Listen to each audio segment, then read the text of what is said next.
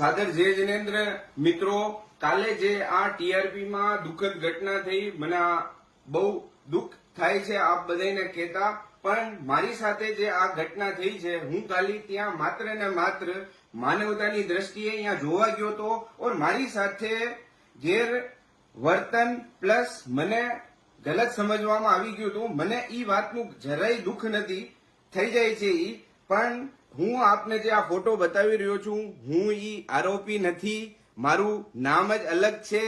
હું આપને મારા ડોક્યુમેન્ટ બી બતાવું છું. આ મારા ડોક્યુમેન્ટ છે. અંકિત સંપતલાલ સાંખલા મારું નામ છે. હું આપ બધાય મીડિયા પાર્ટનર જેટલા દેશ વિદેશમાં, રાજકોટના, ગુજરાતમાં, આપ બધાને નમ્ર વિનંતી કરું છું કે આ વિડીયો જલ્દથી જલ્દ આપ હટાવો. આમાં મારી ઓર મારી ફેમિલીના માટે બહુ આ ખતરનાક સાબિત થઈ શકે છે.